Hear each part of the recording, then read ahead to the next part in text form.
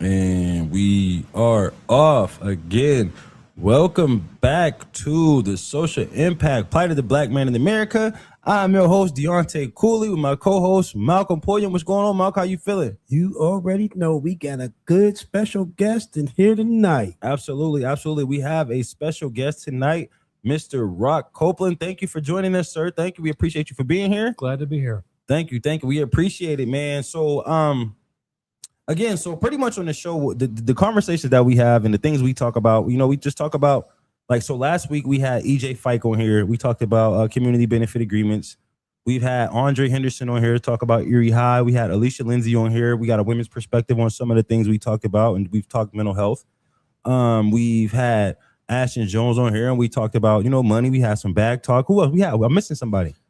We had Ashton, we had EJ, we had Alicia. We had Andre, Coach Dre. Okay, yeah, and then a couple different episodes we went live ourselves. So pretty much what we do is we just dive into different subjects, and like I always make sure to tell people, like, we want to make sure it's solution based. We don't want to be sitting here complaining about different things. It's not anything to be arguing about or start no mess or no trouble. It's more or less like having conversations about different subjects and topics, Erie, outside of Erie, nationally, and just being able to pass along information to the community, pass along information to people who are interested. So as we going through, I'm like, Malk, you had a guest, I had a guest. Malk, you had a guest, I had a guest. I'm like, find somebody else. And you're like, Rock, so pretty much, Malk was like, yeah, Rock would be a good guy to have come on the show, and we appreciate the invitation, but I don't want to do all the talking, you know what I mean? Go ahead and Malk, and we can. So for the people that don't know, Rock is our first white male guest. Okay. That's interesting.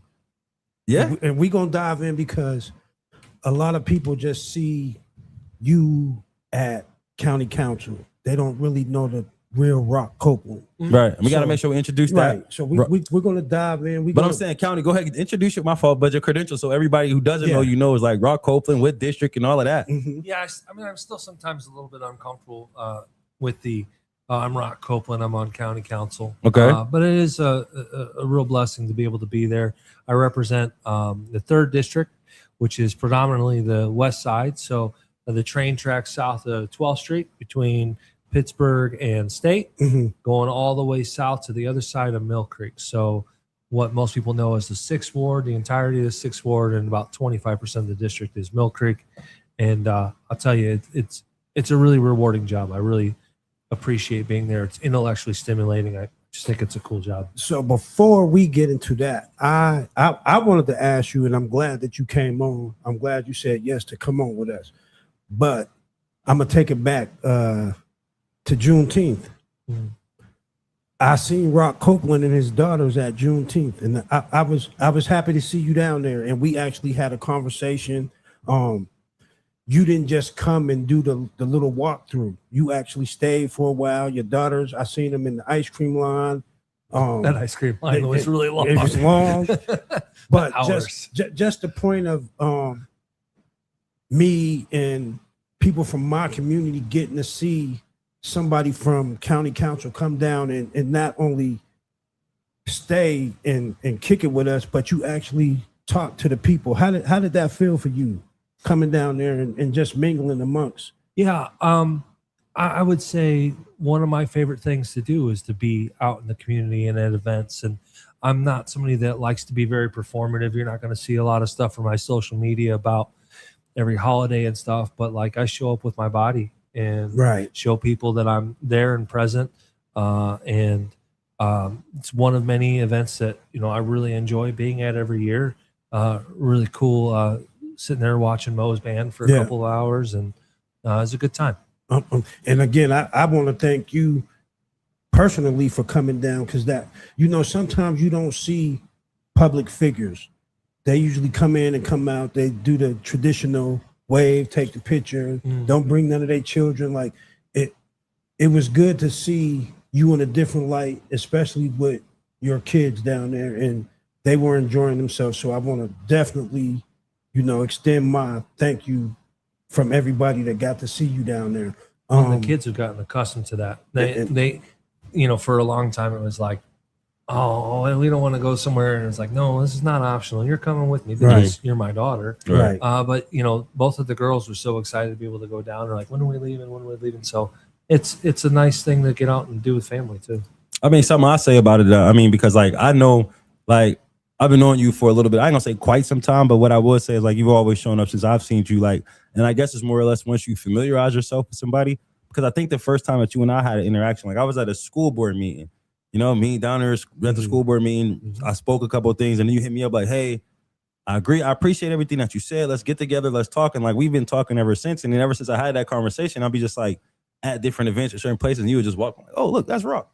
You know what I mean? I look in the crowd and see, "Oh, that's Rock." So that's what I will say. And even like I believe, even when it was times where I was down there coming at you, I'm like, you always show up. You know what I mean? Like no matter what, Right. like you always show up. So I definitely appreciate you for that, and I appreciate you being open to coming down here because not only are you the first white man to come on the show, but you're also the first elected official. Yeah. And I know like a lot of people feel like, oh, you somebody's gonna be put on a spotlight or it's the goal to embarrass. And I think it's more like when we talk about the subjects we're talking about, building those relationships with the county and the city of Erie, understanding what some of those things mean, understanding what our responsibilities and duties can be, even just like us getting some information and knowledge, and even sharing and exchanging information and knowledge. Because what I'm learning and what I have been learning is we all need to figure out a way to at least have a discussion to come to a common agreement or a common disagreement to figure out how we can ultimately build and grow. I don't believe that there's a person who lives in the city of Erie or lives in the county of Erie who feels like I want this place to be miserable and I'm going to take a shot at anybody who's trying to make it better. And I do believe, based on some of the conversations that you and I have had, based on some of the work that I've seen you do want to make Erie City and Erie County a better place. And that is, again, why we are appreciative of the invitation and giving you the opportunity to kind of like express some of those things for people who may be looking at Malcolm and myself who don't truly know who you are, but just have heard us say your name. Yeah, and I would say, they say all politics is local, but sometimes you got to like force them to be local. And what people don't really appreciate enough, twofold. One, your elected officials are just regular people. Right. They're just normal people that we're put in a good spot to be in that position, but that doesn't make them anything above and beyond or special. And that like they should be out in the community. They should be accessible. They should be having conversations with people at Juneteenth. I remember 2024, you were speaking for the school board. I'm texting Angie Amatangelo. I says, who is that? You know, and she sent me your information. And I'm like, I need to talk to that guy. The other thing too is you touch base on public comment and whether it's, rain and fire, or I forget exactly what you said, but like, we're all big boys, right? And like, I love and appreciate people coming down to county council, city council, school board, speaking their mind. I think it's like a sacred right. And, commend you for that, because people should be more engaged and paying attention and coming to those spaces, expressing their opinion, because we hear the same opinion from the same 10 people. Right. And then one thing I do like, I want to make sure I emphasize this, because you have said this to me a couple times, and a couple different people have. People should be going to those finance committee meetings and what was the personnel meeting, so we can kind of like and personnel learn just to learn a little bit more and to see when those things actually get discussed before they get put on that agenda. 100%. So for the listeners, most people are familiar with our normal voting meetings, but in between those meetings, anything to get on the agenda for our normal county council meeting has to go on the agenda at personnel and finance. And a lot of times that's our opportunity to speak to the subject matter experts, the department heads, the people making the ask to come and support, why they want to be able to give a raise or why they want to be able to implement this program. And, in 2024, my first year in office, this is, holy cow, this is where all the major work is done and the conversations happen, and nobody shows up. And we started putting those on YouTube. I was trying to share them with people to say, hey, particularly in the last 2 years with a lot of the beef with the previous administration, people were just catching headlines, but they weren't catching the conversations behind those headlines and hearing the different viewpoints. And I think that coming into the normal meeting, looking at the agenda items, it's hard to tell what they even are. Right.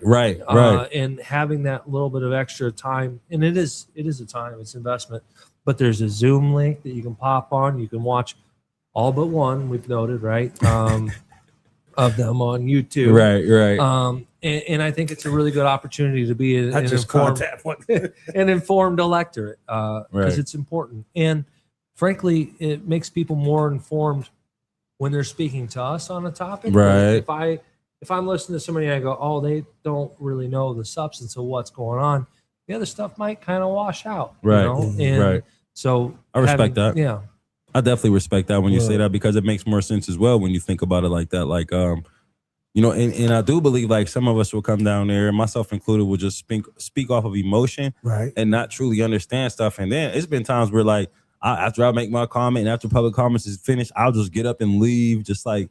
And then as I sat and stayed and listened, you learn a lot more. You see how votes go and stuff like that. So it's just like when you say come to those personnel, those finance meetings, I think it is important for us too, because I think like work when I was in the Jefferson cohort, like, and when every time we mentioned like Erie County, anytime we said the city, it seems like, and it feels like there's Erie County and then Erie City, and Erie City is not included into the county conversations because it has its own governance or infrastructure. For help us understand that.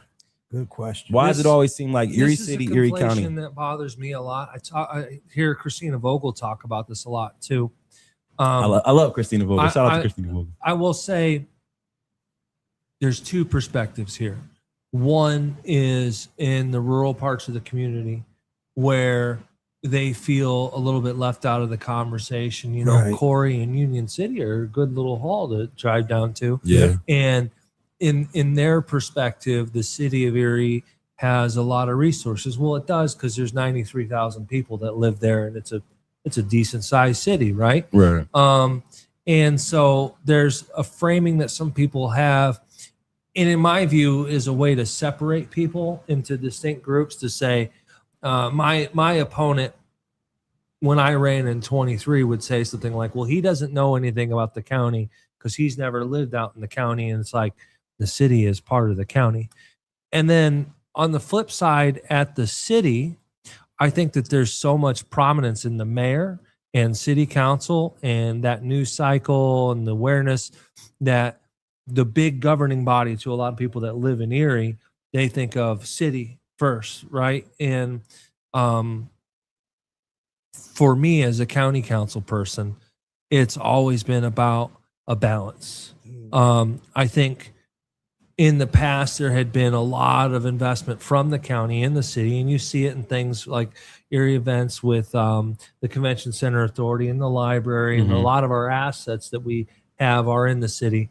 And Davis, the former county executive, really flipped that and wanted to be like nothing to the city and everything to the rural areas. And I'm like, no. We're all in this together. And Christina talks all the time about like this division of like between Fairview people and Girard people, or Northeast versus Erie, or Northeast versus Harbor Creek, or Corey versus the North. And like, I really want people to think regionally, because if the Welch's plant out in Northeast dies, we're in trouble. Right. If GE goes down, we're in trouble. Erie Insurance goes down, we're in trouble. Right. If the county is in bad finances, we're all in trouble. So like, we're all in this together as a region. And I really think, and I hope that goes away, because you're right. The city is part of the county fundamentally. So are you guys having a hard time flipping it back? Because like you said, Brenton Davis wanted that out in Union City and Corey, and it is a little haul. Are you having a hard time balancing it back, making it sort of look balanced to come back? Like you're taking care of Erie, but you're still taking care of Union City, Corey. No, I'm actually really, really happy with the direction that we're going right now. There's been a couple of big key investments that Vogel has just recently announced, an investment in the Grow Erie project, the MCRC. Like that was something in the city that Brenton had taken money away from. Right. We tried to appropriate it only to have it vetoed. So like we're coming back with those investments in Savacchio Park, but at the same time, there was a bit of a kerfluffle between Union City and Corey, where money that was originally given to Union City, and they go, no, we're taking it back, and we're going to give it to Corey, and upset a lot of people down there. And she just came back and reinvested there. I know my colleague Chris Drexel out in East County, Northeast, Summit, Harbor Creek, has really done quite a lot with getting some funding for a study for the marina out there. Right. it really has been a lot more equitable. Like we're capable of, having more than one ball in the air. We can juggle. And I think the new administration and council has done a good job of that. Charlie Bale, my colleague on council, represents mostly Southern County and Edinburgh, and he was like, "Oh, now it's all going to go to the city." I says, "No, Charlie, you got to understand that. Like when we say we want everyone in the county to do well, we mean it." Right. I would love to have a conversation with Charlie Bale. I never spoke to him too. before to even know what type of guy he is, to even like judge him. I mean, I'm not gonna say judge him, but even speak about him, because I will say I've judged him without even knowing him. I will say on council, you probably can't find two people more apart in perspectives, point of view, basic belief systems than Charlie and I. Right. But there's a friendly collegiality there that when we might get into debates, but the voices are calm and we're not yelling at one another. Charlie, I just disagree with you fundamentally on everything. And at the same time, a couple weeks ago, I called him to ask him about how he felt about an issue. Talked on the phone for 45 minutes. Okay. There's a collegiality there. That comes with being in the body. I kind of feel like Deontay went, not to cut you off, but looking at Mr. Bale, he just has a look on his face that he likes stone. You know what I mean? And I'm not trying to be funny, but going down there, the amount of times that I've been down there to speak now, and kind of, I don't want to say focusing on him, but his face is so prevalent, because he is like one of the only ones that just gives you that stone look, and you don't know if you making sense sometimes when you're speaking, or is he even listening to you? So I want to ask you, how is it working Democrat, Republican? Because right now in the world, that balance is off.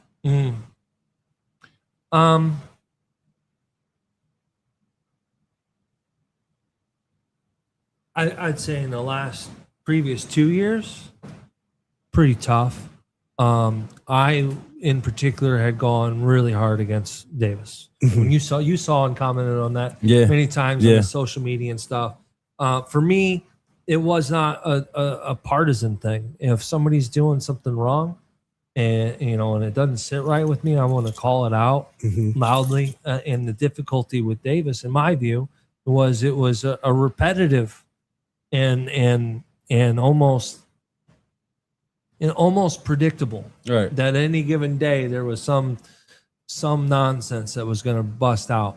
And for the partisanship, I mean, that's his boy, right? Like he's gonna stand up for him, and he thinks, I imagine from his perspective, that my fight is purely partisan, that like, oh, it was the Republican executive, so the Democrats are going to get all hot. Right. And I don't feel that way. But I mean, there are other times, like funding for diverse Erie, where those opinions were real strong on either side. Right. And, we'd duke it out, we'd argue and have our confrontation. The big thing, though, is there's finality to the argument. We have a vote. Majority rules. I got my 4 votes. You win. Yeah. It's done. Yeah. Next issue. And I think being able to put that away is really important. And I'm glad that you mentioned like the whole back and forth for Brenton Davis and the diverse Erie thing, because like you said, giving back to Grow Erie, and MCIC and stuff like that, right? So there were other organizations as well who like had to go to battle with Brenton Davis, and I know some people have some play, and it may seem pretty biased of me right now, you know what I mean? But because we are sitting in the Black Cess Media studio, and this is the first owned Black network, I know the East Side Renaissance has some battling back and forth with Brenton Davis, and I believe that they sued him and they actually won for like $250,000, right? Diverse Erie did. Was it Diverse Erie? For $1 million. $1 million? Yeah, that was actually the first real battle we had. Come on the dais day one. Andre says, I want to give $1 million to Diverse Erie. And we knew why. We understood that they had been defunded very intentionally for several years. And all right, Andre, let's go. And so we got our 5 votes lined up, and Davis had refused to pay it for a year. Right. And so we did eventually get sued under our pressure, largely. Right. And I got to help in the background on that, and they were successful to get that funding. But I mean, that was the story of my first year on council, was that fight. So then, hold on, bro. Hold on. Hold on, bro. Hold on. So then it's like, because the reason why I'm asking that question is because these people clearly to be saying like, yeah, we're willing to give $1 million. I think that more or less, like, has anybody ever thought to reconsider, okay, what are these people doing now? How can we reinvest in them? Like, at that time, was it okay, we're just giving because it is an actual DEI thing, or is it like we're giving because these people do have good plans and we believe in the things that they're doing? Because right now it's a big conversation about redevelopment, and we're sitting on Parade Street, right, where, you know, it was a big conversation back and forth about the Bayfront East Side Task Force, Lucky's and Pete's. So then when you start thinking up, you think Erie Insurance is getting money and EDDC is getting money, but then you come up and you got the ESR, and then you go up a little bit more and you got Erie's Black Wall Street, and we talk about having those county-city relationships. Like, are there people, or is there some? And only reason I'm saying this is because, like, you heard me say, like, we've lost representation when, you know, Andre had to leave and Jim Wirtz. So now I'm looking at it like, who's really thinking to consider, you know, some of the businesses and organizations that Andre was, and are the lines of communication still open for those opportunities, I guess? There was a lot in there. Yeah, I know. It was a whole lot, but it was pretty much like the Brenton Davis, all the stuff that got stopped, and the people, are they still working, and can we revisit starting to reinvest or invest in some of these organizations? I will say, I love Jim Wirtz, one of my closest friends, and he's a great councilman. Andre is almost irreplaceable. Right. Yeah. And he brought a really strong sense of fight to make things an issue and put it out there. And I be straight up, like, we knew that we wanted to correct some of the things that have been defunded, and we knew that we wanted to fund diverse Erie, but if not for Andre Horton, that might have happened in October in the budget, not the first day on the dais, right? Right. And like, you're right, representation matters. I will say Andre's not gone. Right. Well, just not on council. Yeah. And he like, in the comments actually right now. He said, "What's up, fella?" And he and I talk not as frequently as I'd like, Andre, but I mean, we're both busy. He's got his stuff at city council. We chat, and I think that so many things are influenced by those conversations that we have in the community, and I'll have conversations with Andre and many others that are going to say, "Hey, you know, don't forget about us with this and this funding." And it's while that representation is important, it's not gone. Okay, you still have representative democracy that, like, when people come out and they're advocating for things in our budget, they're heard and they're listened to. I guess I mean aesthetically then. Yeah, I mean that's I replaced one of only 2 women on council. Who was that? That was Mary Rennie. I love Mary Rennie, man. Mary's she's so great. sweet, and she's sharp. She knows what she be doing and what she be talking about. She was a huge advocate. Yeah, like. And I knew when I ran for the seat that, like, man, that sucks. And I actually, before I pursued it, I reached out to a couple women like, hey, you know, would you be interested in running for this? Because if not, I'm thinking about it. But, you know, Angie was one of them. And I think the world of Angie. And I was like, hey, if you want this. And Angela. Yeah. Okay. If you want this, go. Right. You know, she's invested at the school board. Right. She cares about that work. But I mean, yeah, representation does matter. Not blind to the fact that it's 6 white dudes and 1 woman. Right. That's what it is. Yeah. Because again, like I said, it's a lot of, like, you got, if you going up, you know, they got the Meds building they're working on, and then the restaurant is about to get redone, and then we got the studio right here, and then Erie's Black Wall Street, they just bought Latinos to do the coffee thing with there, and I believe they have 2 properties right here on Parade Street as well. So it's like, I believe people are at least putting forth the effort to show that how. So, and that's why I guess the finance and the personnel meeting question kind of came up with this, because, like, I'll be seeing, when we see people at those council meetings doing those presentations, like, how did they, like, where did this come from? Where did this spark from? How do they know how to ask for this? And how do, you know, when you see different things on the agenda, like this organization gets $3 million, or we're paying $250,000 for some of these contracts. And I'm sure that's a deep conversation. I know Malk had a question, so I don't want to keep running. But I was curious to ask that question because I want to know, how do our organizations also get in part of those appropriations of funds? So and to just ask and make sure that the opportunity is available and the door is still open for us. So again, that was a lot, but go ahead, bro. What did you have? What was your question? Let Rock in. I didn't know if he had something. That wasn't the question, but go ahead. I think there's some misconceptions generally, not necessarily on your part. Right. I mean, a lot of people, they go, oh man, they got a $551 million budget. They got all the money in the world. We should be pulling down $500,000 for our community center or something like that. And it's not the case. I mean, 80% of our revenues come from not local taxing. So that means they're given this to us by the Fed or given to us by the state. Okay. Or maybe they're fees, like we collect fees every time you transfer a property that gets put in a special fund that the state only allows us to spend it on certain things. So like all the things that we do at the county, all the human services like OCY and public health and drug and alcohol, the prison, all of these things are like super mandated to us. And there's actually not a lot of wiggle room. A lot of times, like in the budget, you're arguing over paper clips in the scope of the budget. Now, like for grants to organizations, largely at the county, we have a $2 million bucket that goes into grants to other organizations. But 500,000 of that is our local match for the EMTA. I like our buses. We're going to fund them. Okay. We got $250,000 a year, roughly. And these are not great numbers off the top of my head. Go to GCAC Area Agency on Aging so we can have our senior centers. We got the GCAC GED program.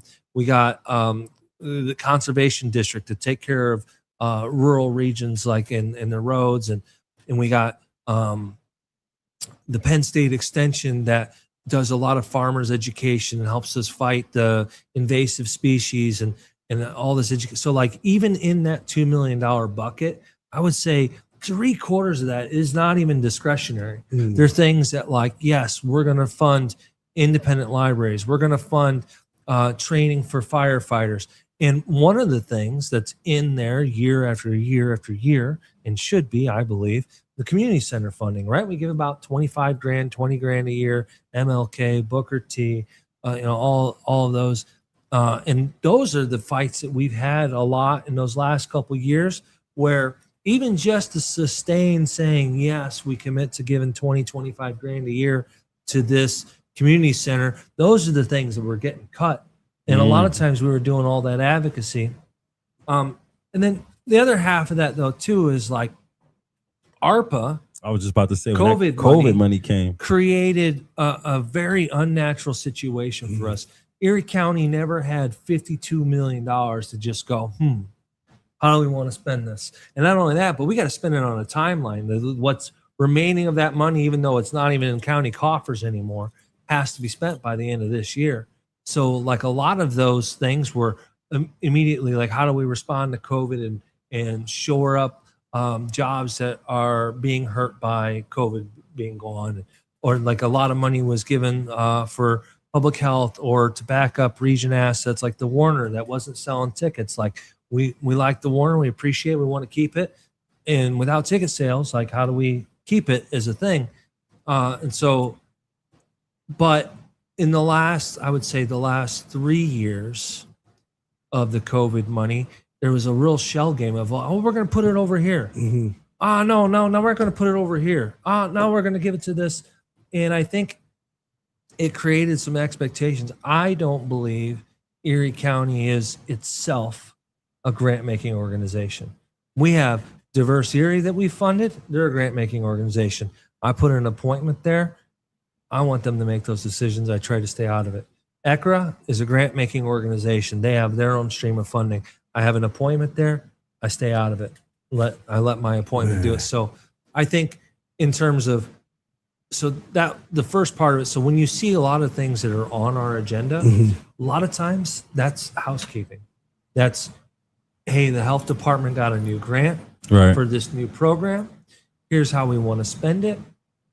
And there's not a ton of like, hey, I want to hand $1 million to this organization. Okay. Okay. I got you. it's funny how out of $551 million, what we argue over year after year after year is 500,000 to 5 million, somewhere in there on the fringes. So I guess my question, because I'm not fairly new to politics. I've always paid attention to it, but I've really started paying attention to city and county politics in Erie because I'm from here. My family is here.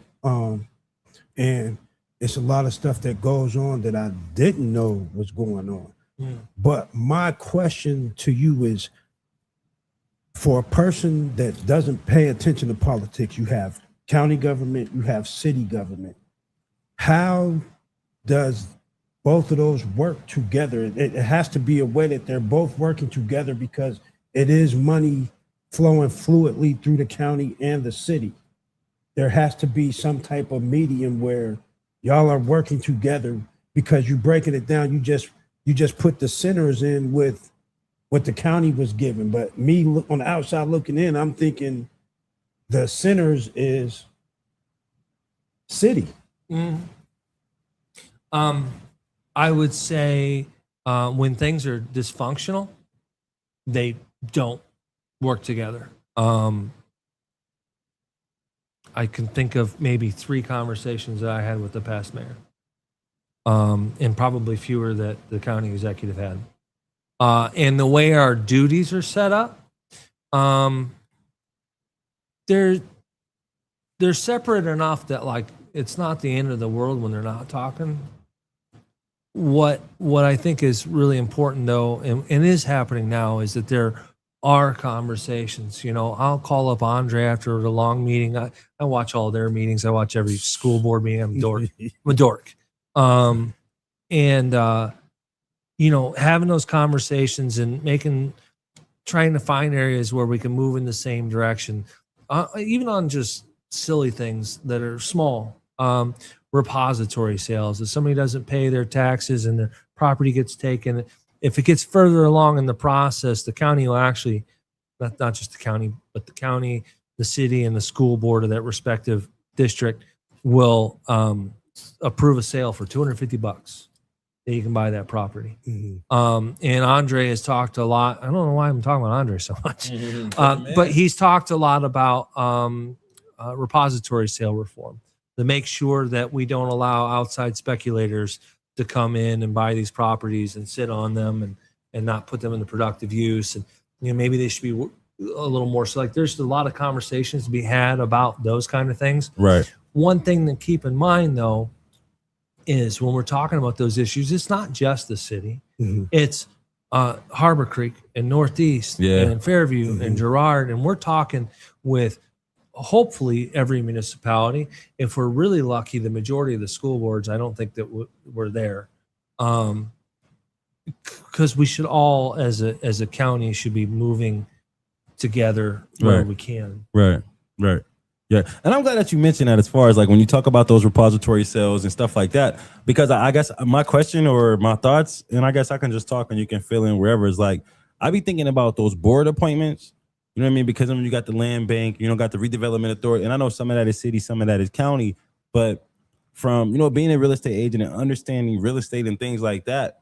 And I'm also understanding how, like, when people, or in the past, I will say this, in the past, people get appointed to boards because they're connected to some elected officials, but the people who are on those boards who get that knowledge and the information, they don't teach other people how to capitalize on. Like, when you think about blighted property and stuff like I know a lot of people who would love to be able to find a house dirt cheap, go in it, fix it up, repair it, either flip it or be a landlord for it. But I believe there's a demographic of people who don't truly understand the knowledge or the information. And when certain people get appointed to certain boards, they use them as resume builders, or they use it as, okay, now I'm at this table, because I know there are certain people who get appointed to certain boards with the expectation that, hey, like you said, I can't do this. This is not my area. I'm appointing somebody I feel like I can trust, and you can bring other people in. And again, like I said, cut me off if you ever feel like I'm making a point, because this is what I'm talking about. When I understand how real estate works and how real estate can help people financially, we have a lot of blighted property, or we have a lot of land that is just sitting around, and people are always like, hey, I want to buy that property. How does such and such always get it? Or how is it? You even said some of these out of town investors, like, how can we get more people involved in some of the things that actually make money move when we talk about real estate or taking advantage of blighted properties or taking advantage of green spaces? And when people get appointed to certain boards and they aren't doing their jobs, do you, as the elected official who appointed that person, have the right to be like, hey, man, I'm going to pull you off that board and reappoint? Like, because I do believe, like, and you said you came in 2024, right? Yeah. So even when you think about, like, you mentioned Erie Events. If you think about their board, there's people who've been serving on that board for 20 years. Longer. 30 years. Yeah, Housing Authority. You know what I mean? It's Roger's the longest. He's probably been there 30, 40 years. Right. So it's so many different boards, and there's so many people who serve for so long.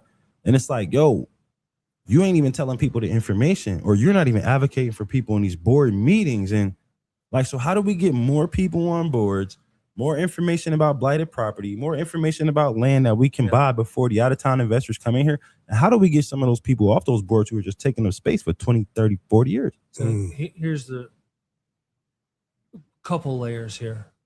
One, I don't think that people appreciate how much power there is among all the various different boards and authorities. You know, I was on the sewer authority board. I knew a lot about shit, I guess. I don't think that people really fully appreciate that, and they might not even be aware. Okay, so think inside your social circle. How many people that you know that are civically engaged and that want to be involved? Okay, now how many of them aren't working 2 jobs or don't have young children, or like that would actually be able to have the time for it? Like my land bank appointment, Susanna Faulkner. Think the world of her. I was trying real hard to come up with someone. I'm like, Susanna, this is your thing. Like, you're all about housing. This is your niche. And she's like, Rock, I'm spread too thin. I can't afford any more free volunteer time to all these things, because they are unpaid too, right? So you got to be there just because you care about it. So like when you talk about so many people get appointed that know an elected official, yeah, it's hard. I mean, I'm not crying or anything, but like I appoint only from my district. You got to live in my district.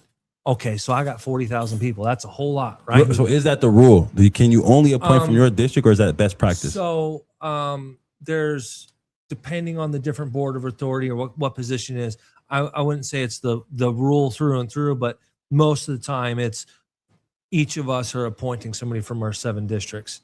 And I think that that's important too. Like, I want somebody from my neighborhood that's on the land bank that understands the needs of our community and brings our districts up things into it. And to your point, like, I've been really intentional to try really hard not to appoint people from my social circle or just buddies of mine, people that look just like me. But like every year I give a presentation to the JCLA. I just did their presentation at the courthouse this morning. And once again, for the 3rd year in a row, I've told these young people that want to be engaged in civics, hey, hit us up. Let us know. Like, if you want to be on a board or authority and you've got heart for it. Just the other day, somebody was telling me, oh, so-and-so's got an appointment. He's not trying to fill it. But if somebody says that they're interested, he would just appoint them.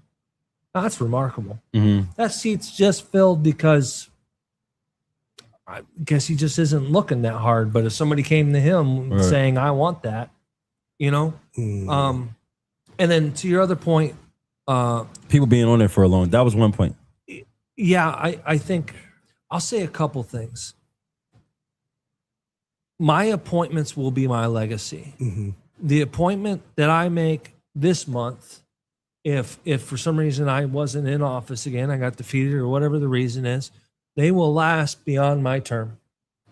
And I kind of appreciate that. And so a lot of the appointments in my district are my predecessor's legacy. Got you. Okay. And so I generally will go to the executive director or the department head or whatever it is that is affiliated with that board. And I'll say, hey, how's this person doing? Are they showing up?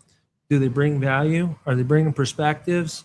Are they benefiting the board? Right. Or is this a drag? Right. And if they're doing a really good job, I don't feel an obsessive need to like put my thumb on the scale and have it be my guy. And that's some of it. The two people that are longest serving are governor's appointments, though. But on the flip side, what I will say to that is like, I understand what you're saying. When you say like, okay, that's my legacy, I wanted to keep going. I understand that because like, when I feel like I'm doing good work and I want my work to continue to go on, I get it. But then also, I also look at it because I'm not saying that you may not be you're not the person, but like kickbacks happen. And then that's still how you can push your agenda. Let's say, for instance, I decide I'm going to run for county council, but I'm only going to run for one reason, because I have an interest in the community college. So I'm going to make sure that my board appointment on the community college is there for 20 or 30 years, because if I don't win next round, I'll still have say-so there. You know what I mean? So I think like, I understand what you're saying, because like, hey, is this person doing a good job?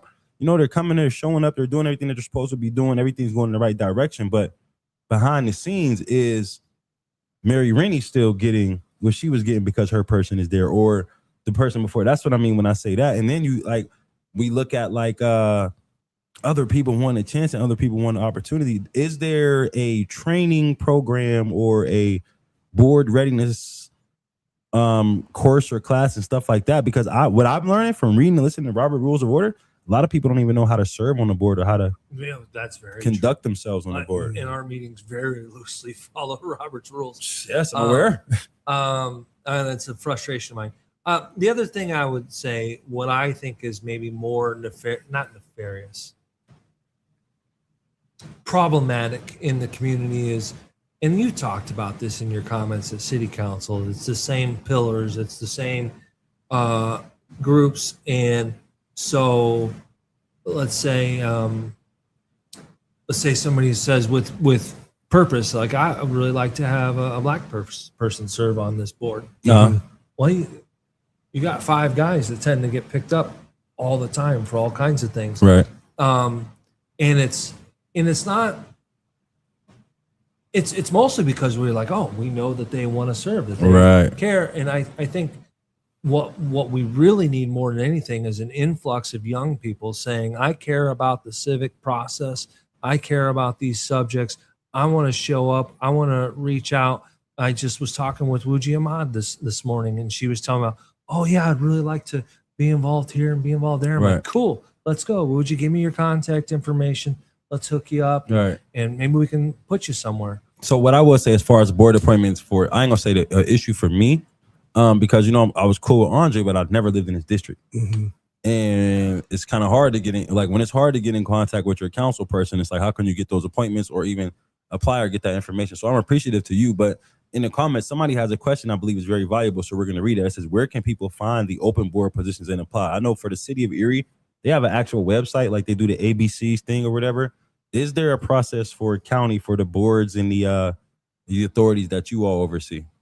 I'll say this. The city's been doing a great job. Mm-hmm. Daria has been really awesome about focusing on this ABCs and making sure that the board lists are updated and stuff. Historically, in the past, the IT and the website management fell under a different branch of government. And if I was like, hey, can you guys fix this? Oh, I remember that. It ain't great. I remember that. And so at the county level, it's not been as awesome. If you go to the county website or just Google Erie County Boards and Authorities, there's a great page that shows all the different boards of authorities. But like I noticed, the airport authority, maybe it was the airport or Erie Events, one of those two, it was the appointing list from 2020, like super out of date. And like Wuji was just talking about that this morning. I'm like, how will I know? And I'm like, hey, you know what? The reporting right now as it exists isn't very great. I've been talking with the Vogel administration about like becoming world class on that, the way that the city has to like make sure that, but I generally, and put it in the comments, anybody that's interested, 814-460-2889. Anybody that's like interested and like is looking at the website and like, hey, what's going on with the Erie County Land Bank? I can pull it up. We have like an internal facing reporting that's a little better, and I'll check it out for people like, because I'm telling you, it's legitimately a challenge to find, particularly young people, new people, new new experiences and thought processes to like, it's a two-way thing. Right. You know, I got to know that somebody's out there that's interested. Yeah, and I'm glad that you mentioned that, because a lot of people, I will say, a lot of people are interested, and you see people in the comment section and stuff like that. And throughout my experience, it's always been intimidating to approach and to ask. And the only person that we've ever known that we feel comfortable approaching and asking on the county level was Andre. Yeah. You know what I mean? So I'm glad that you put that information out there. And that also seems to be a common thing that's coming up with different conversations that I'm having, is like, so I'm aware that Erie is at a point in time where we're redeveloping, we're growing, and we're trying to advance so many different things. And there's a certain group of people who are saying, hey, what about us? How can we get involved? How can we be more active? And then the opportunities are available, and people aren't showing up at the times where they should be, at the places where they should be. And then like, and then they're complaining about like the opportunities, because again, we had EJ on here the other day, and we were talking about the CBA thing. So, you know what I mean? And then once we get that involved, or it's like, okay, well, who wants to come build? Like, how many people do we know who are in the union or who are interested in being an apprentice? That's a rhetorical question, but like, what's your take on that? I guess give your perspective. As me saying that I'm aware that people don't show up, how could the people be more active in some of the things that we're asking for to show that we can really, I guess, meet the demand, if that's making sense?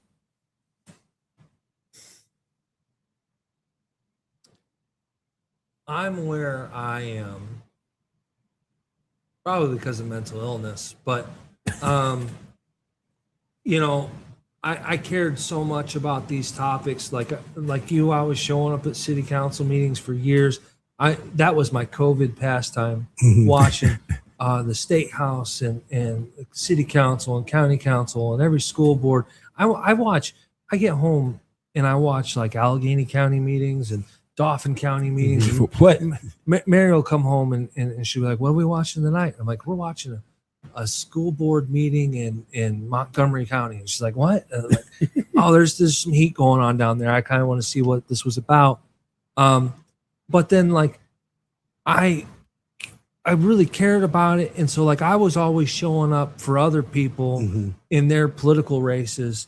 Long before I ever ran for office, I had people that I was like Christy Canibus and Tyler Titus and Chelsea I almost said Alcorn, but Oliver, Chelsea Oliver. And like, man, these people are great. And like, I think they would do a great job in local government. And I was like pushing for them long before I ever thought about being a candidate myself and knocking doors for them. And my continuing to show up in the Democratic Party and showing up in public spaces, I think got me noticed, so that people would say, "Oh, hey, you know, I'm thinking about." And like, I would just be clear, like when you guys show up at city council meetings and county council meetings, bet people are talking, you know, and saying, "Oh, you know, I remember," and it has an impact on what people are thinking and they're saying. Right. Talking about the controversy over whether it was prudent or not to move the reentry ordinance to a second read on that one meeting. And many of us were like, you know what? I think we could have taken a little more time. It wouldn't have hurt. And so like these things come back, right? Right. And so like showing up and being present, meeting people, building a relationship with them is huge. And the elected officials are just normal people. Right. And so like show up and talk to them. And you know, hey, they're also regular people too. If you go after one guy all the time, you might be a little bit less willing to say, "I'll be your best bud." Right. So I guess that leads to my question, because people was coming down and gunning. I can always go back and I can remember Dre saying, they coming in here with a ball of fire. For you as a council person sitting up there, and it could be myself, it could be Deontay, it could be whomever, just coming down there giving you that smoke. Is it hard not to take that home with you? Oh, you absolutely take it home. No question, you take it home. And you sit with it and you think about it a lot. And I think all like in the 7 people on county council, you probably get 7 different reactions. I'll tell you where I am. One, I believe like extremely fervent that like public comment is sacred. Like the First Amendment right to address your government and to address your grievances is like huge. Two, whether I agree with someone or I strongly agree or disagree, right? With either one, I try really hard. Like you talked about Charlie being stone faced, but I try really hard. There's times that I want to be like, yeah, that was great, you know, and like, but if I'm not doing that for someone else, that's kind of showing that like that I'm not with them. And I feel like if you're responding, it means you're not listening, right? If you're only ever responding to people that affirm your point of view, or you go after people that don't, you're not listening. So like those are like the bedrock kind of things. Like anybody that comes there, even if they think I'm shit, right? Like that's someone's right to say it. There are times I would say for both of you, that I was like, I don't really agree with that point, but there's this other point that sits with me. I mean, there was a conversation you and I had about in appropriation. You were talking about why are we giving money to this and why are we giving money to that, and we're not giving money to the Black community and the community centers. And you know, we texted later, and I was like, hey man, that just so we're aware, like that's money coming in from the state. We're just letting the counties spend it, and we can't spend it on other things. And so, like, I recognize your motive of why you're advocating for the thing that you are, and I'm aware, like, oh well, it's an access to information issue a lot of times. I'd say for me, the hardest thing was during Cello, after Cello was murdered. Because there's a lot of things that I wanted to talk about, wanted to say, but I'm trying to weigh, like, what are my responsibilities as an elected leader, where my words have influence and change, and what is my lane? Where do I stay? You and I talked about that down at the food hall, and like trying to understand like where I fit in that. And so like with a lot of the heartache and pain that particularly the people close to Cello brought to us, like I was feeling that. Right. And it's hard to know the right way to respond and how you hold that, and like what you're giving back, you know, in terms of. How was that process for you? Because that was a grind of what, 6 months straight? Yeah, it was a lot. One thing I thought that the city did really well, they jumped right out in front with the letter to the governor to say, hey, these are the things we're concerned about, and I thought that was good leadership. Right. Our body's a little more mixed on opinions and thought processes about what our lane is. And I wanted to make a statement, not right away. Actually, I don't want to claim that. Right. But trying to figure out like, okay, well, what do you guys want to say? And I'll tell you what, that was like, I know a lot of people don't really appreciate the resolution, or didn't say what they wanted to say. But like, that was like a 2-month process, just getting like 2 paragraphs of text together to talk about how to respond to that. So that to me is the frustrating thing sometimes too, is you're a body of 7 and you have one thing that you want to do and how you want to respond, and not everybody's with you. And I'm not a big fan of putting something up that's going to get torn to shreds down or yeah. So let me ask this though, right? Because I'm glad you mentioned this. It's 2 different styles or 2 different forms of government, because now we're back to what seems to be a hot topic again, is this home rule charter thing. And the county is a charter, right? So what if you could, do you have any information on, I know Thomas Laird is watching this. He's been real big about talking about that. If I'm saying his name right. And then I also know Andre's on here. He's been talking about that. And I hope Chuck is somewhere out there, because me and Chuck have had plenty of conversations about it. So if you don't want to get into the discussion, I can definitely understand that because of all of the chaos that's been around it. But what does that mean to you? How can you explain that to us? Because the county council is a home rule charter, and why is it either a good or a bad idea for the city to do it? So any power that a local government has, they only have because it's vested in them by the state. And for third-class cities or third-class counties, or really any of those forms of government, sometimes it feels like you're in a cattle chute and you're trying to make decisions about how to get out and what you can do, but they got you so hemmed in with the rules of what authority you have, what taxing authority you have, what you're allowed to spend money on. There's a Wertz described it this morning as a paternal point of view from the state and how they treat local governments. Right. That they're like kind of the big parent that's going to make sure that we stay inside the lines and Right. stuff.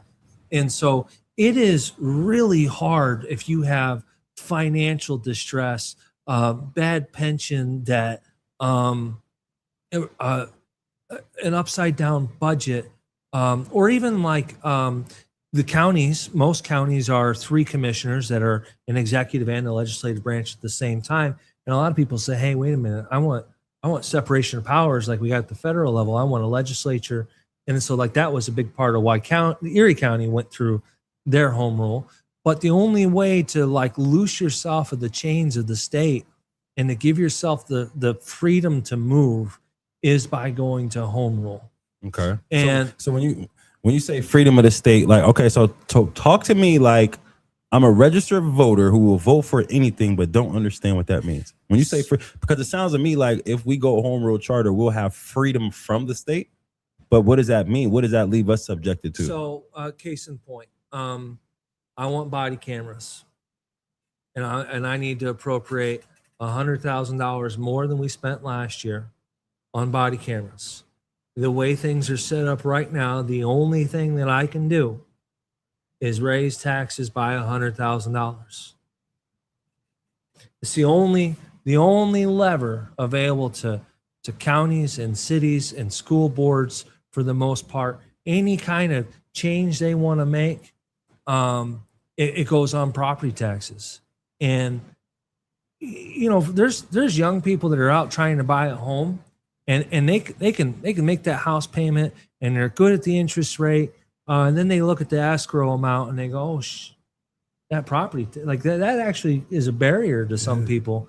I know when I was building a house with my ex-wife, it was the difference of 1% in that mortgage and whether I was going to be able to afford it or not. And if you're paying several $1,000s in property taxes, that's no small thing, especially for seniors. And we have a lot of seniors in our community, right? We do. Very aging population, fixed income, Social Security. If they're lucky, they've got a pension or a 401k that's helping them get by. But they got that same amount of money month after month after month. And anytime a politician says, hey, we want to spend, $1 million more, that's roughly $25 per $100,000 of valuation on your home. Like it's really painful. And a lot of the things that you hear electeds at the municipal level talking about are like, hey, state government, can we use hotel taxes in a different way? Because we can only tax a certain amount and we can only spend it on 2 things. Hey, state, we have a local service tax that's paid by people that work in Erie. That means there's a whole lot of people that live in Fairview but work in the city, but they still have to contribute something to the city of Erie, the infrastructure they're using. And you can't move that lever. And for me, a lot of the home rule conversations about loosening yourself from those chains and the restrictions from the state. Right. A lot of it has to do with taxation, to say, you know what, maybe we need to diversify this a little bit. If we had, and this isn't specific advocacy of any certain thing, but if we had a small 0.5% sales tax, and we could use hotel taxes, which is largely people coming from other places to visit our community that are helping fund our community. And then we don't rely so heavily on the property taxes. And like, in my view, looking at the city's whole, which I've looked at a lot, they're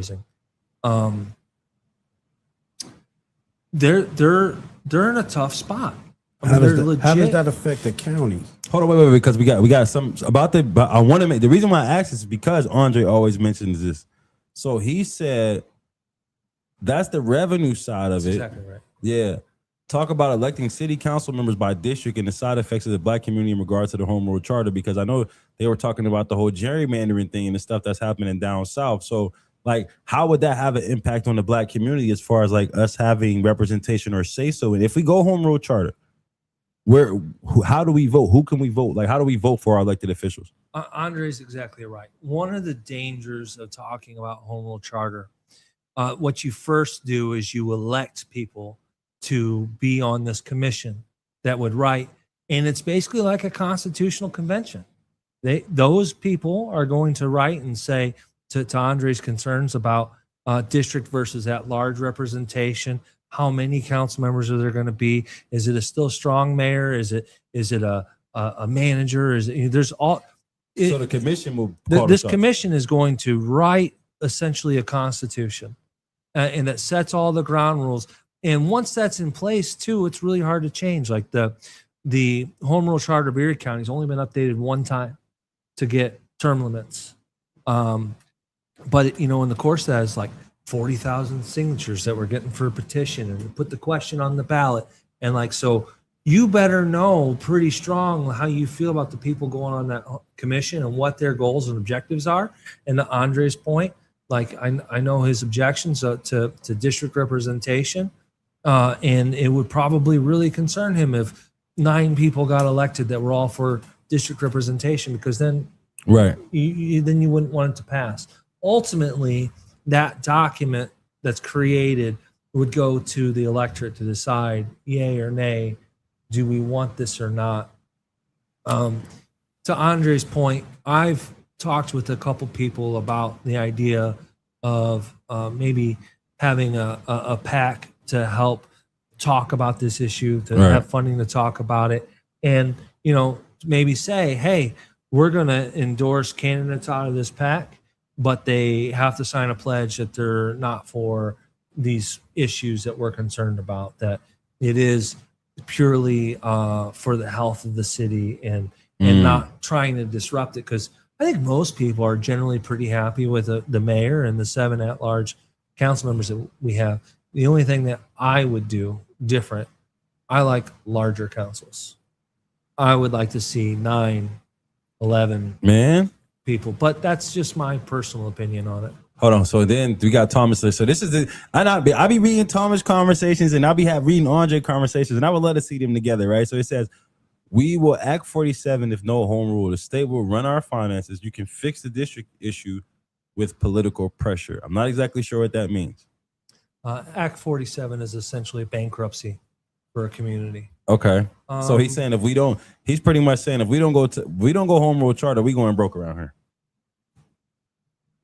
Now you don't gotta dive into. I can see the look on your face, kind of like now you do represent.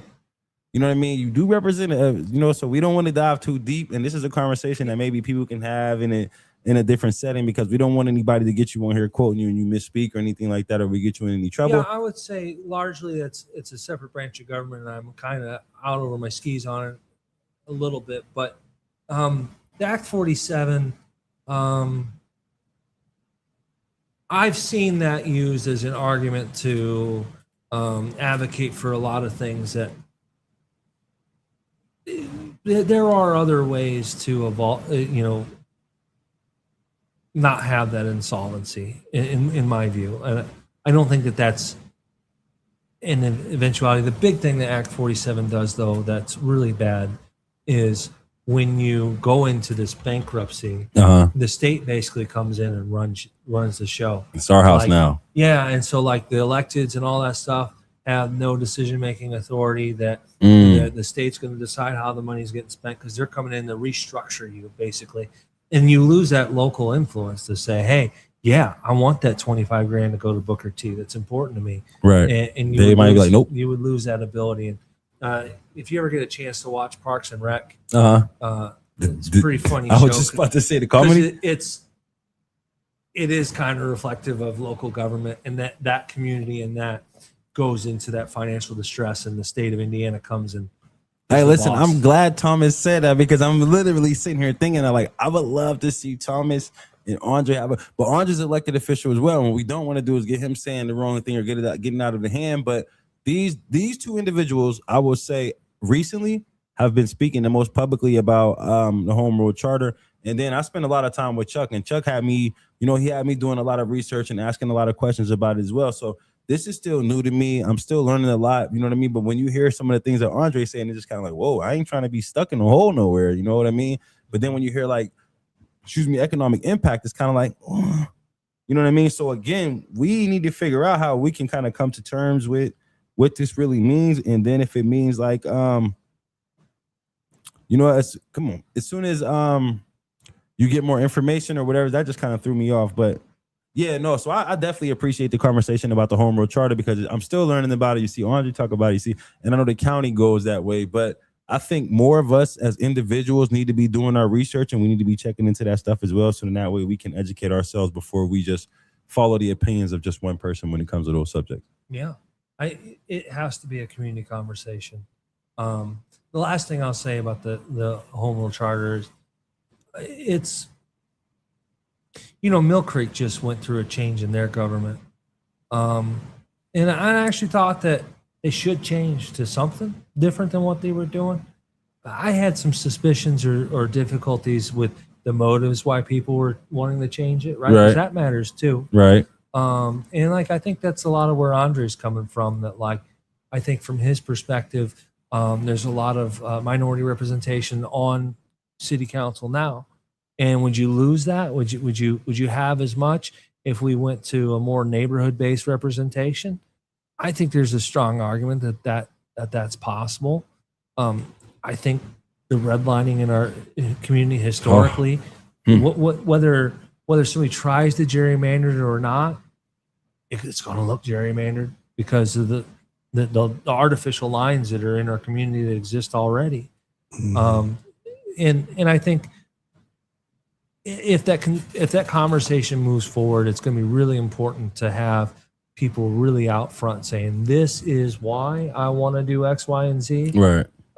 And these are my motives, and this is for it to work, to have some community trust. Right. So, I mean, let me say this, I guess, ask this, because it's like, we got me and Malcolm coming left and right. You got any questions for us or anything that you would be curious to know about or ask about? Because, we have people come on here and ask all of these questions, but I guess give you an opportunity to ask some questions in your perspective.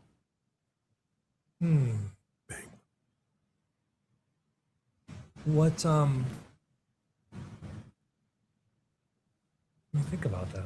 Look, I'm not used to answering the question. I'm just saying, you know what I mean? Because again, that's what I said. You always on the spot, Detroit. And then even when we had Alicia on here, we was just having conversation and just flowing. But when we had you and EJ on here, and y'all got a world worth of information. It's like, we got to get all of the information that we can, and then also be able to show people that you're willing to speak up and willing to have these type of conversations. You know what I mean? As long as nobody's antagonizing you or approaching you. And that's what we want to show here as we invite more guests and more people on here. We want people to feel comfortable to come down here, have a conversation, understand that we're not trying to antagonize anybody or put anybody on the hot seat to where put them in a vulnerable position to where they could lose. I would say I'm curious. You both have been very active coming to city and county meetings. You've put together this show as a means to communicate with people and had these conversations, and you've been holding the town halls, which I think is great. You triggered that. You inspired that. Where do you see that going next? Like what do you want to do with this platform? Where do you want to take it? So for me, my goal is to educate people, because I know I'm going places, right? And I know based on my skill set and my business mindset, and like as far as like me being able to take advantage of some of these opportunities that are coming, I know as I build my capital and I build my stock and I build my team, I'll be able to hop into the lanes of redevelopment. I'll be able to hop into the lanes of having economic impact. So now that we have this platform and I have the opportunity to get people to listen and pay attention, it's more or less educating them on things that I know, but having somebody else who is in the field talk about it and providing that. Like, people don't have to really do too much research if we put it right in front of them. So then it's like all of the stuff that I've been talking about and all of the things that I've been working towards, people can be like, oh, this is real because that guy said it and he's just part of policy and stuff like that. So again, like when I talk about using my platform and where I see it going as far as like town hall meetings, it's more or less like educating people to have more than knowledge, but to be able for their thoughts to be provoked, to actually put plans into action. Because I spoke to EJ EJ and I were together earlier, and he said since the conversation we had, so many different people have reached out to him and asked him questions. So my goal is to educate people in the community about the people that I know and the things that they're doing. So then that way, because in our community, call it what we want. If you don't have it, people don't believe it unless you bring it to them. So my goal with the platform, with the town halls, with the podcast, with the radio station is to continue to bring knowledge and information to people, because I know I'm going places and I want to leave the door open for other people and even leave a blueprint and a trail of, okay, if I want to do the things that he's doing, if I want to get to where he's at or where he's going, these are all the things that I got to do. And everything is recorded. That's why we go to city council and county council meetings. Public record is documented. This stuff, once it's on the internet, you can't get it off. It's all broadcasted on YouTube and stuff. So nobody can be like, oh, he sold us out, because I'm literally walking the walk, talking the talk, and showing. Because I could be selfish and disappear, but I haven't. You've been out here. What's driving you? Where are you driving? For me, I'm more based on making sure that our young black men stay straight. I want to make sure that they don't get into these situations that we see across the country. So I've been more basic on spreading the word of what's going on across the country with police brutality. I've been working with a couple different people across the country, just making sure that awareness is in the forefront. One thing I want to make sure that, because when people see a person such as myself talk about blackness, they automatically assume that that's all he's about. No, that's not all I'm about. I want to make sure that this stops, but I want people to understand that we are educated men. We have families. We take care of our families. I'm not a monkey. I ain't a gorilla. I'm Malcolm Pulliam. I got a mom. I got a father. I got children. I got grandkids. You know, my first granddaughter my grandchild is on her way to college.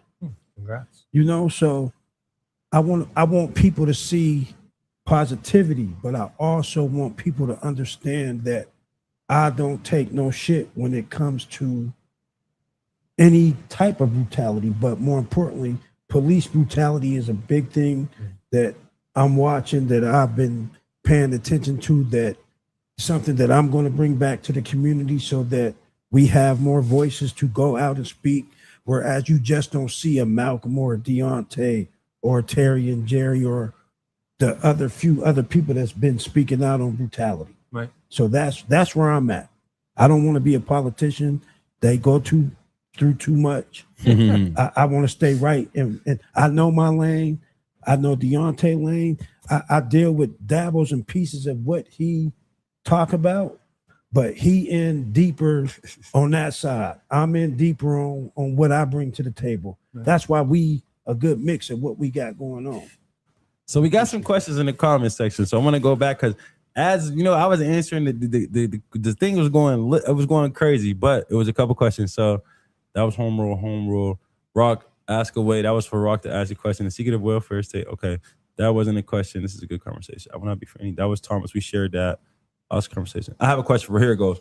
What specific policy changes or investments are you proposing to encourage job growth and economic opportunities in our area? Good question. That's a really great question. I think my answer might be a little frustrating. I believe quite strongly that the federal government and the state government, your city government, all of those are great vehicles for economic development, great vehicles for job creation. I think we have a lot of great authorities in Erie County, whether it be ECRA, the Redevelopment Authority, the Airport Authority. All of these, I think, are our levers to encourage economic development and jobs. I believe more firmly that the county's goal is to provide human services that help somebody on their worst day. You know, I was in that courthouse filing my divorce papers. Mm-hmm. It was absolute hell that I went through, right. But I was thankful that they helped me get that done. There's victims of crime that are coming in to seek their justice. There's people that are coming in to get their drug and alcohol treatment, or they're coming in to try to get help to a child that they're aware of that's going through some stuff. And like all of those human services, like there's no OCY at the city. Right. There's no city library anymore. All of these human services, to me, are like that missing piece. You can have a job, you can have a roof over your head, but at the end of the day, if you need mental health help, the city doesn't come and solve that for you. And so, like for me, it's a difference in mission. Okay, I get what you're saying. I really think that county government, and this was an argument that I had for the last 2 years, where, listen, it's maybe I'm not a great politician because the sexy thing is talk about jobs, putting money in your pocket, and I get it, and there's a place for that. Right. I don't think it's at the county. I think if we're developing a community. So county, you think county is strictly human services? Let's make sure the people are healthy. If we're developing a community, that's the phrase. I want community development. Everyone else is working on economic development. They're doing a damn good job. Right. I'm not trying to get in their way. Okay. I want us to build community. Right. Strong communities that aren't struggling, that are getting the services that they need, because that's what's going to help keep people here. We have some economic opportunities. We're still losing people. Yeah. Right. Because somebody else says that city, my ex-wife, she decided in her 20s Chicago was a better place for her. She had better opportunities there, and she was going to do well there. And I want to build community that makes people want to stay here, because without the workforce development, without the community college to educate people, without all these programs, we're not going to have any workers. Right.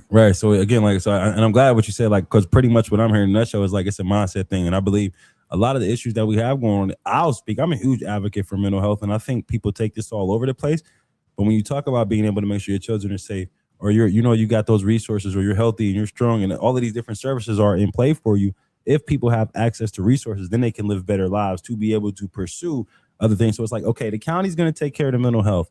County's going to take care of, the children and stuff like that. And then once you get all that together, the cities that you live in can help with the economic development, the job creation. We're just going to make sure that you're mentally prepared for a job. We're going to make sure that your children have a daycare to go to or after school program to go to. God forbid something happens, we'll have the OCY support. And then once you get to that point, and that's pretty much what you're saying, your perspective, solely you though, right? Yeah, that's very much my perspective. And I kind of push back, through the county, there's the Redevelopment Authority and ECRA and so many other entities that are doing this work. All I need to do is show up and be supportive. Got you. And got you. They're putting forward their mission. When you talk with economic development officials, professionals, the number one thing that they want elected officials to do, stay out of the way. Yeah. Well, hey, that's when you appoint them, you get the people. I'm happy to be their cheerleader and let them do that good work. Was it Jerry asked a question about zoning? I was scrolling zoning. through it. Yeah. So Jerry said, if you could change one aspect of our county's current land use or zoning regulations, what would it be and why? If you could change one aspect of our county's current land use zoning regulations, what would it be and why? When we're talking about those restrictions from the state, what we have the power to do and what we don't have the power to do. Any city, municipality that has their own zoning, land use, planning office, permitting, the county has zero authority over them. And so the city's going to zone the way they want to zone. Harbor Creek's going to zone the way they want to zone. For county planning and zoning, we have, I forget the exact number, 13, 17, something like that. Super small boroughs that if you try to Google to find out who the township supervisor is, you can't find it. You don't know who that is. And so in those areas, they don't have their own planning offices. They don't have the budget for it. Right. They had a budget of $300,000 for roads. Those are the areas that we have jurisdiction for. Mhm. We can have a discussion about the utility of having zoning jurisdiction over farm fields. So I would like to have, my counterparts at the city might not like this, a little bit of a superseding power to say, one thing that really bothers me is these skilled games. I hate these skilled games machines. Wow. All over my district, you got any vacant storefront, they're popping 15, 20 machines in them. Yeah. I take my kids go to school where my ex-wife lives in Northeast, not my choice, because it's like an hour every day that I got to drive them there. But I take them to school at 7 in the morning. I stop at the Quick Fill. 7 a.m. in a town of 5,000 people. You got 3 machines in the Quick Fill, and every one of those seats is full. Yep. Wow. And it's so harmful to our community. Yep. And so, like, I would love to be able to have some control to say, hey, you know what? We're going to zone for these machines. And you have to zone a place for every use case. You can't say none. We can't say no data centers, even though some of us very much like to. Somebody asked about that. I was going to say, I see your data. But a lot of times we don't even have that power to really make those changes. The one unanimous concern on council is these damn skilled machines. Yeah. Everyone hates them. Yeah. And it's a real challenge. And so if I could change something, it'd be a little more is that authority something to y'all make working some on? changes. The state level. You see Well, the that? Supreme Court just ruled that it was that they were not skill. Yeah, they're running out of were time on that. Illegal gambling. taxes. And the city's gonna, or right, not city. The state is working right now. They have 120 days to put rules in place, And ticking. or these machines are gonna start getting taken. Ticking. 120 days and ticking. Yeah. Like, yeah. So that's definitely a thing. Wow. Somebody else asked a question. I like this question because I've had some issues. I want to call them issues, some miscommunications with the children youth systems. What systems are in place to ensure county agencies remain transparent and accountable to the public? And what additional reforms do you believe are needed? I'm gonna let that sit up there for a second. And you may or may not have an answer that says, what systems are in place to ensure county agencies remain transparent and accountable to the public? And what additional reforms do you believe are needed? And again, don't let us pigeonhole you and get you in any trouble. So No, it's a great topic for me. One thing that's really challenging, people tend to think of county government as Christina and the 7 council members. That is not the case. There's 22 elected officials in a trench coat. Right. Is what county government is. Right. You got 9 judges, you got the 7 council members, you got the county executive, the sheriff, the coroner, the DA, controller. Wow. I'm sure I'm forgetting. Clerk of records. Like, and each of those entities has their own vested authority and power. And like so much about county government is when everybody's working real well together, everybody's moving the same direction, things can be great. But anytime there's any kind of friction or headbutting, which we've seen, it gets bad. Right.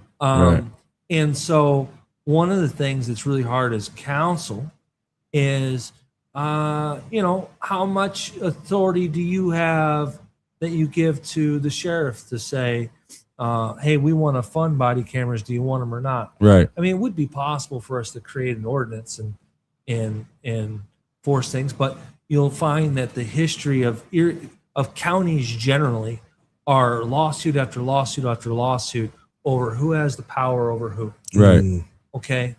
So when I talk about transparency, I'm largely talking about in my elected office as county council, I'm really concerned about the transparency of our process, the accessibility to people. We talked about the finance and personnel meetings. Like, it was really important to me that those were put out there, just like every other meeting. And so it is a little challenging at times to say how much transparency should there be in the DA's office. Right. How much of that is that her exclusive elected purview and what's not? Because you really don't got to say so. It kind of, yes To an and extent, no. you gotta- like, yeah. right? Like, we can create ordinances and stuff, but like, we're trying to work collaboratively with stuff. Right. If I I'm holding up a big stick saying, you're going to do this. Right. I don't think they're going to work. Right. With Who do very you think well, you are? you Yeah, know? I feel you. Okay, that makes more sense when you say that. Why is the transparency so hard? Why is it so hard to get that transparency? Well, and the flip side of the transparency thing is it's not always clear as an elected official as to what people would like to know about. Right. You know, I had my town hall on the ICE That was issue. Pat. Yeah. Because I was having a lot of conversations, one with my mother-in-law, where I was talking to her about my concern that we had ICE prisoners in our county prison. And she says, I didn't know about that. And everybody I talked to says, I didn't know about that. Right. And so that was like one issue where I was like, I need people to know about this. Okay. Because I know they would care. Right. Everyone I talked to took issue with it. Mm-hmm. And so like that was a slam dunk for me in terms of, I know they care about this. Right. I have a subject matter lawyer that's phenomenal in talking about this topic that's going to add so much more to this conversation than I ever could. And, you know, on the flip side, there's ordinances that get passed and go by. I remember I was sitting in a county council meeting well before I was elected. The county had decided to give land to the redevelopment authority out in Fairview to make an industrial park. Okay. Turn into this whole big thing, right? But in that meeting, there was a guy sitting there. He goes, hey, I was looking at the agenda and I saw this on here. I live across the street and I didn't know anything about this. And I'm concerned about this. And he's, you know, you guys need to give people more time to know about this. And that one guy eventually turned into thousands of people signing a petition. They just hated this thing so much. And like, to most of the council members, not to reinforce the decision that they made, because I didn't particularly agree with it either. Like, how would you have known when you voted on it that people would be so upset about that decision and after the fact? Right. Like it's genuinely challenging to know like how to message, how to reach people. I hate social media. Wow. Somebody just put a question on there about that with Jerry, but before that, it was another question that I want to go to since we're going through them. Somebody asked you about data centers. Hold on. Do you think they would be more beneficial or harmful for our region, data centers? Now, I'm not really too educated to say yay or nay too. So anything that you say, if you know anything, will be enlightening me, because I'm new to this AI stuff, and the couple little AI tools that I do have, I like. And at first I was super anti. No, it takes away creativity. And now people are like, oh, you know, the water and this and that. And it's like, it's gonna happen anyway. And like I said, I've been kicking it with EJ for the last, you know, and man, and I don't know. So from the conversation I had with him, it's gonna happen anyway. So it's ways for us as a community to benefit from it. But do you think that there are benefits? The question was, let me go back to that because it was up there. We got a lot of engagement tonight. It says, thanks y'all for hosting this. What did you guys think about data centers? Do you think they would be more beneficial or harmful? So since he said you guys, I'm assuming asking all of us, I'm not educated enough on it to know. I had a meeting with Caleb. I forget Caleb's last name and I don't want to say it wrong. I had a meeting with Caleb, which gave me a lot of information about, you know, data centers. So I know Caleb is a huge advocate for not, I believe. So I have really mixed and divided opinions on this topic, which I'm really concerned about, mostly because in all of those public meetings that I watch, a lot of the hot ones right now are hundreds and hundreds of people coming to talk about how much they hate them and they don't want them. And I don't see inherent good in them. I know that all of the technological tools that we use, like the AI and the social media and stuff, exists because data centers, and so there's some utility and necessity to them if we want those things. I actually think AI and a lot of technology these days are more harmful than good. I don't really need my microwave to send a notification to my phone when the food's done cooking. I'm still in the kitchen, right? Like, I didn't go away. You know, refrigerator. One of the things that I really worry about with data centers is their impact to the quality of community. There's a data center zoning ordinance for those 13 to 17 municipalities where we have that we're about to bring forward. It's been before the Planning Commission for a long time, gone through comment periods. I know Marty was at one of those meetings for comment periods. I think Caleb was as well. And the purpose of this ordinance, if you don't put limitations on zoning for something and that you don't make rules, then there are no rules. And what we found, like with solar farms, is the communities were really upset at it. It was largely because these solar farms were being developed with no rules in place. So things just like setbacks and the height of structures and sound. And so this ordinance is going to deal with a lot of those same things. This ordinance says you can't have louder than 50 decibels at the property line. That's actually pretty loud. Conversation is roughly 50 decibels. Right. And instead of like intermittent talking, which I can handle, if it's a droning sound 24/7, I get what you're saying. I don't know. Yeah. But one of the things that's hard is the process for how you get to this ordinance and the public hearings that we're going to have. Zoning very often is this like horrible compromise between like everybody's interests. Be ready to sit there Right? for hours too. And so I'm really concerned about quality of place for people. Right. These are not going to be put in rich people's neighborhoods. I guarantee you that. And so, genuinely concerned about quality of place. That's like, pretty deep. If they're gonna put this down at, I'm not saying anything's coming in. There's nothing to my knowledge. Right. But let's say they wanted to put something down at the Coke plant. How much did that harm that neighborhood? Yeah. But then, like at the same time, in the spirit of Pennsylvania law, you have to allow a place for every use. You can't say strip clubs are illegal in the city of Erie. You have to say it can only be over at here. At least they could be over here. Yeah. Or away Okay. From school. I never noticed that. Yeah. You zone it. You just zone it. We can't say no gun shops. We can't say because there is a free use of public or of your private property too. Like one of the only things that I ever agreed with Dan Laughlin on was this idea of like all these farmers are putting solar farms on their property and their neighbors are getting pissed off. And it's like, well, I don't know. The guy's figuring out how to make a living off the land he owns. Like, so I think they have that right. Look, can I ask you, because you're an elected official and we're talking about AI, data centers, but one of the biggest things that I personally feel that we missing out on money in Pennsylvania is marijuana. Yes. Ohio, you can smoke. It's the dumbest thing in the world. How many, I'm not saying anybody at this table, but people that go to New York. Yeah. You know people that go to Ohio, for God's sakes. Ohio. Right. And pay them taxes and get them money.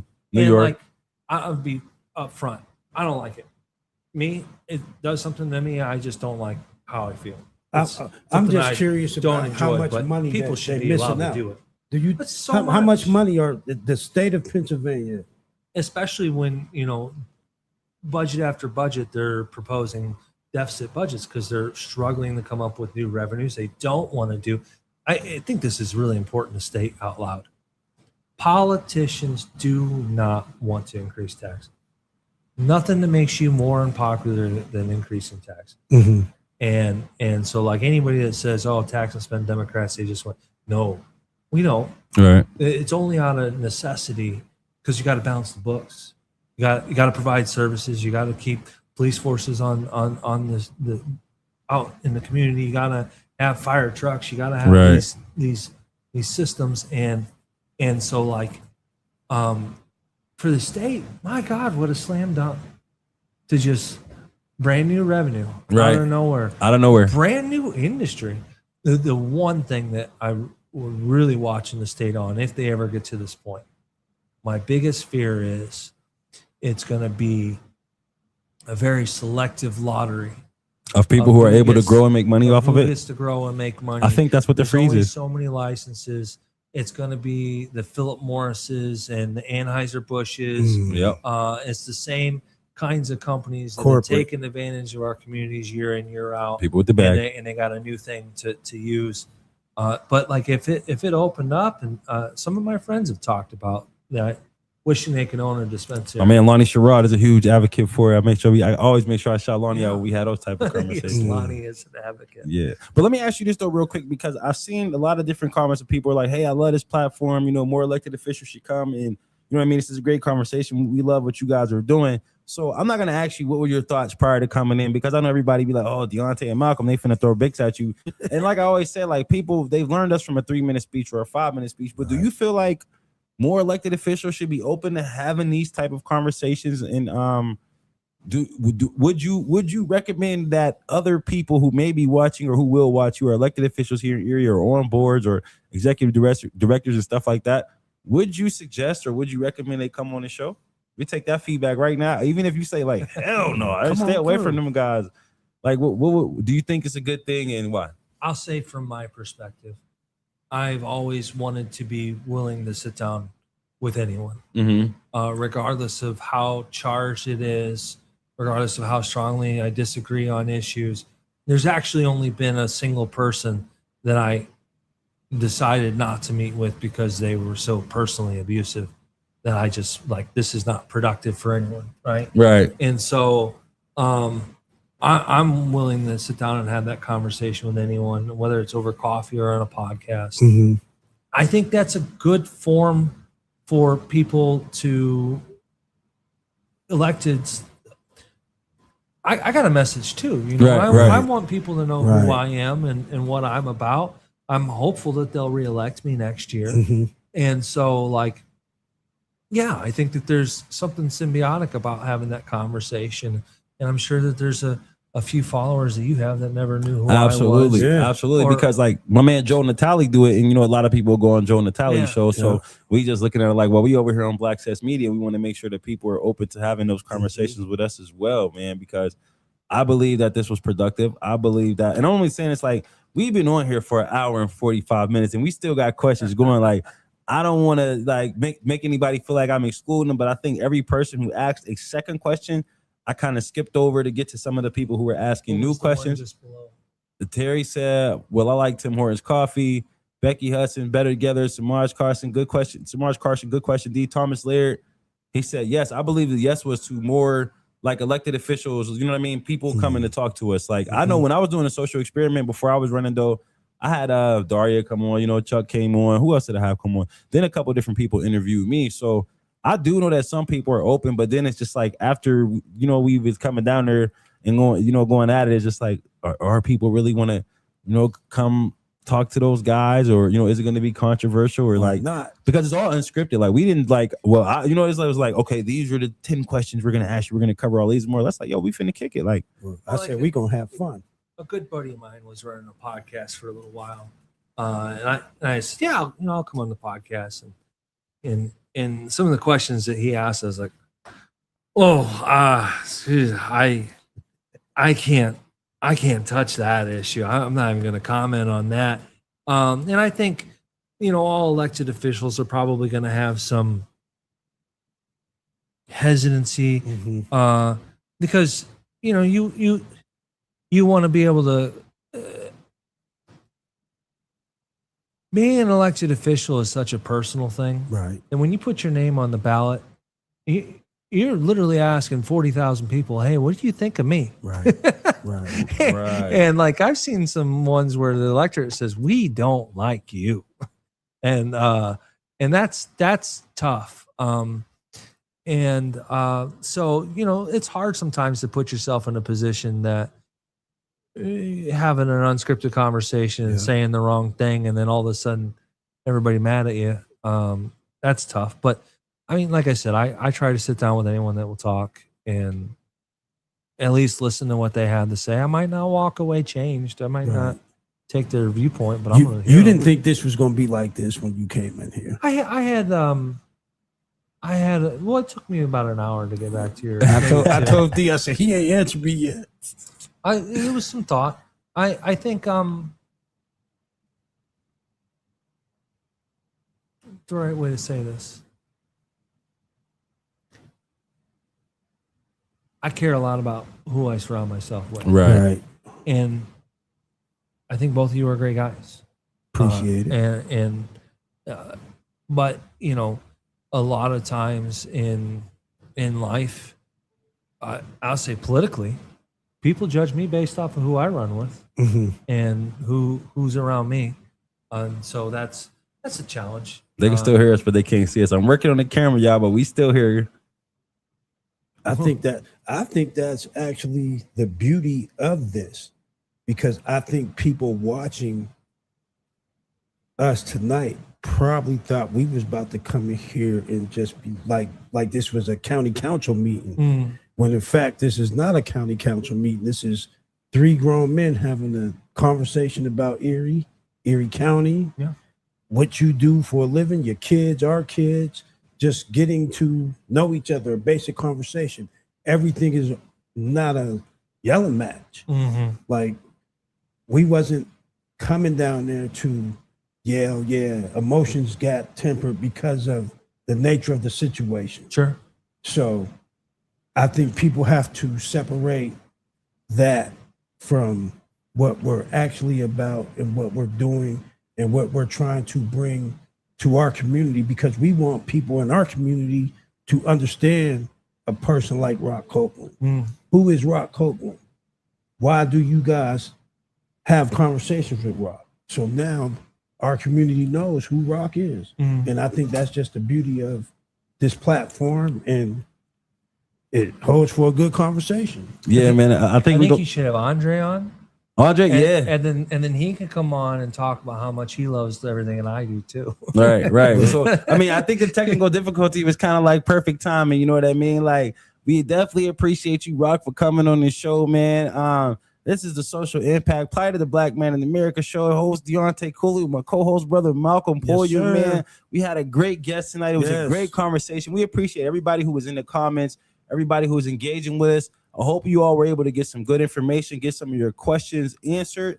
Rock was a great guest. I believe he spoke very open about, and answered our questions. It was a great time. So with that being said, with him being our first elected official coming on, and you seeing how the thing rolled, and hopefully, hopefully everybody got, look, Jerry talking about he still got more questions. Jerry, Man, you know how to find Rock. That's what I'm saying. Like, you know how to find Rock. Texas. You know what I mean? So we appreciate everybody for tuning in and chiming in, man. This is a great conversation. And listen, Thomas, you might be next. I'm reaching out. Yeah, I'm either reaching out to Thomas Laird, or we're gonna get Tim Walker. You know what I mean? Those are the Rock was Malcolm picks. So my pick is next. So I'm either gonna get Thomas. We were flipping coins. Yeah, or we're gonna get Tim Walker, man. We got some interesting guys that we want to have on here. But y'all have a good night. Everybody be safe. I don't know if it's still hot outside or not. If it is, man, y'all already know how I feel about that. But we out, man. Y'all have a good one, man. Make sure you download the app.